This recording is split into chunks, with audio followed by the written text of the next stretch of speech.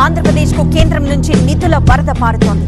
కేంద్రం సహకారంతో కీలక ప్రాజెక్టులు పట్టాలెక్కుతున్నాయి. అమరావతికి 15,000 కోట్లు, పోలవరానికి 12,000 కోట్లు, విశాఖ విజయవాడ మెట్రోలకు 40,000 కోట్లు నిధులొచ్చేందుకు గ్రౌండ్ వర్క్ పూర్తయింది.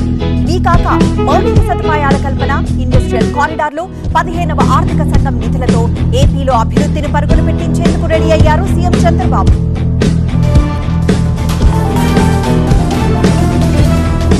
కేంద్ర సహకారం ఏపీకి నూతన ఉత్తేజాన్ని ఇస్తోంది.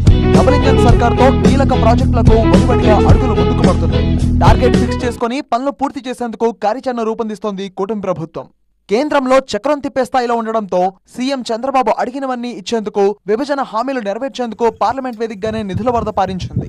అమరావతికి 15,000 కోట్ల రుణం, అవసరాన్ని బట్టి అదనపు నిధులు ఇస్తామని బడ్జెట్లో కేంద్ర మంత్రి నిర్మలా సీతారామన్ చెప్పారు.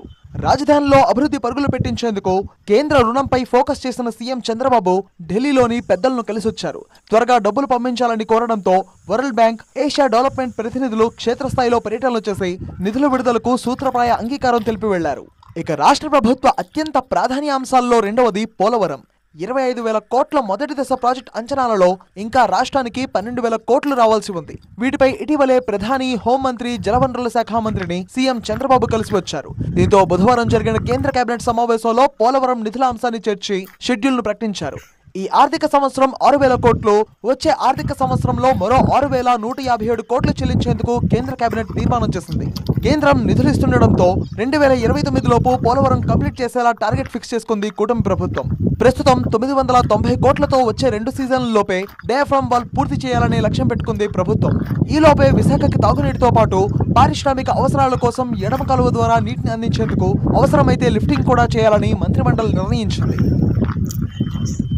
ఇక విభజన హామీల్లో మరో కీలకమైన హామీ విశాఖ విజయవాడలో మెట్రో రైలు. ఇందుకోసం అంచనాలను పంపించాలని తాజాగా కేంద్రమే కోరింది. అమరావతిలో 26,000 కోట్లు, విశాఖలో 17,000 కోట్లు, దాదాపు 40,000 కోట్లతో 2 దశల్లో మెట్రో నిర్మాణానికి వారం 10 రోజుల్లో అంచనాలను పూర్తి చేసి కేంద్రానికి పంపనుంది రాష్ట్ర సర్కార్.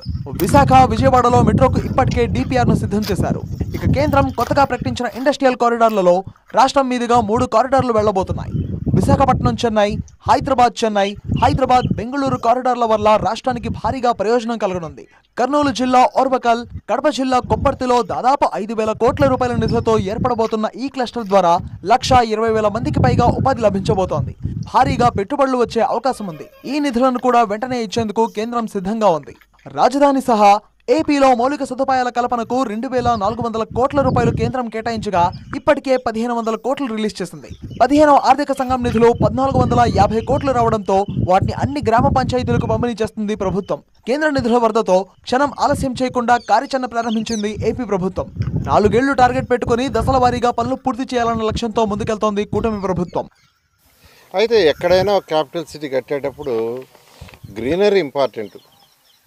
గ్రీనరీ మా ఏడీసీ చైర్మన్ ఈ యొక్క గ్రీనరీ మీద ఆమె కాస్త స్పెషలైజేషన్, ఆమెకు చాలా ఇంట్రెస్ట్.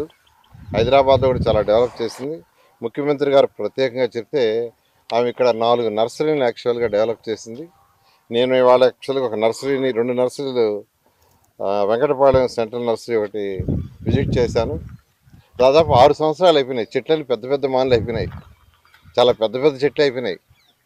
అవన్నీ యాక్చువల్గా ప్లాంటేషన్ చేస్తుంటే ఈరోజుకి సిటీ బ్యూటిఫుల్గా ఉండేది. అయితే గత ప్రభుత్వం అటు వదిలేసింది. అదేవిధంగా ఇక్కడ అమరావతి క్యాపిటల్ సిటీలో 4 పెద్ద పార్కులు, ఒకటి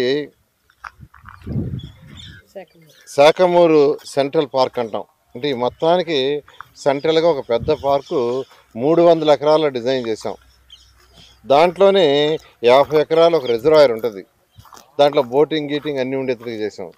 సో అటువంటి శాఖమూరు సెంట్రల్ పార్క్ ఒకటి 300 ఎకరాల్లో డిజైన్ చేసాం. దాంట్లో డిఫరెంట్ యాక్టివిటీస్ ఉండేటట్టుగా టెండర్లు ఇచ్చి ఏజెన్సీస్ కూడా ఇచ్చాం. వాళ్ళు ఇలా యాక్చువల్గా వర్క్ని కొంత స్టార్ట్ చేశారు. అయితే గత 5 సంవత్సరాల్లో గత ప్రభుత్వం వదిలేయటం వల్ల అది డెవలప్మెంట్ లేకుండా పోయింది. అదేవిధంగా తీసుకుంటే మనకు అనంతపురం రీజనల్ పార్క్, అది 35 ఎకరాలు. అదేవిధంగా మల్కాపురం పార్క్ తీసుకుంటే 21 ఎకరాలు. ఇవి కాకుండా రిజర్వాయర్స్, ఒకటి Sakhamuru reservoir 50 acres water pond, అదేవిధంగా మనకు నీరుకొండ నీరుకొండ తెచ్చి 500 ఎకరాలు 500 ఎకరాల్లో దాన్ని